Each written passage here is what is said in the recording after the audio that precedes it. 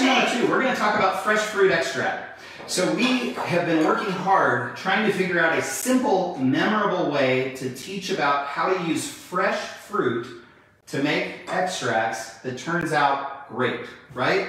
Now, most of the time when you're making extracts, most people recommend use dried fruit. And the drier the better because the more concentrated it is. We don't disagree, but the challenge, go ahead. But you can use any alcohol you want when you do that. You're not, you know. Meaning any alcohol content. Yes. Yeah. If you use dried fruit, then you can use vodka, rum, bourbon, tequila, whatever it is you like. You can use any of those. But then when you add fresh fruit, then you have to, you know, use certain kinds of alcohol because you're adding all the water of that fresh fruit. Yeah, that's exactly it. And so we've done extracts previously with dried fruit. There's instructions out there how to do that. But fresh fruit, one, it's a lot less expensive.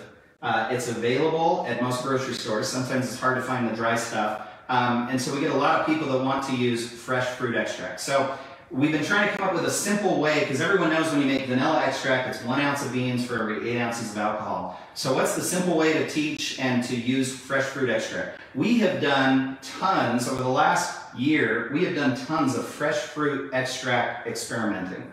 And we've had some mistakes that we've made, and we've got here sort of some of our success stories, and this is what we have concluded. So when you Google your fresh fruit, strawberries, whatever it is, and you ask, what is the moisture content of this fresh fruit? It's always between 85 and 95% moisture content. So that means with fresh fruit, you're adding if you weigh like 8 ounces of fresh fruit, that is 85 to 95% water.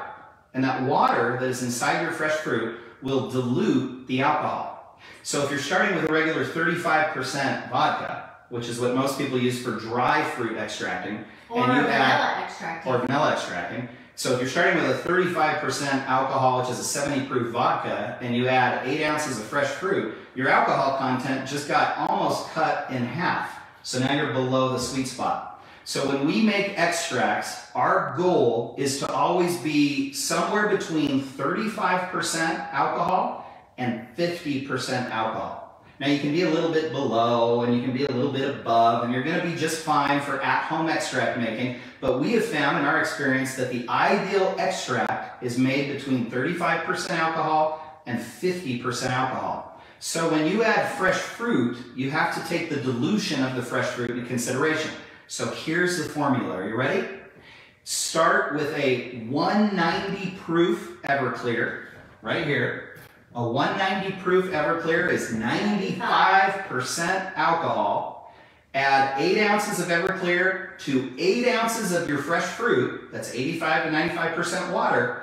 And that will get your alcohol content down to right around 50%, which is just fine. You let that sit, and we'll talk about it. We're going to make one here. Then, when it's time to change them out to get more sweetness, when you put in the second amount of fruit, you do half that amount. So the first time, if you did 8 ounces of, say, strawberries to 8 ounces of 190 proof Everclear, you take the old strawberries out. When it's time to change them out, add the new strawberries, and you add half of the amount, so only 4 ounces the second time.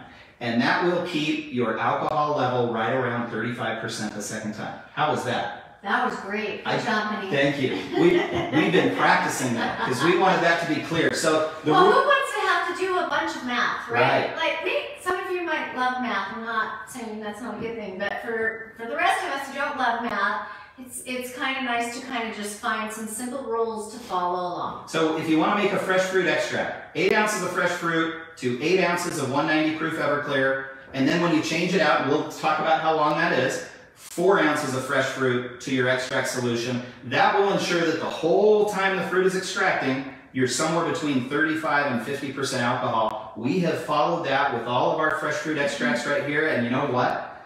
They are delicioso. We love them. They're super sweet. They're lovely. Let's go ahead and make one right now. Or have there been any questions? Somebody asked about frozen fruit. You can do frozen fruit, but there's a lot of water in frozen fruit, so you kind of have to squeeze out that water, and then you're losing some of the fruit juice in it too. So you can, but I would suggest trying the fresh fruit or the dried before that.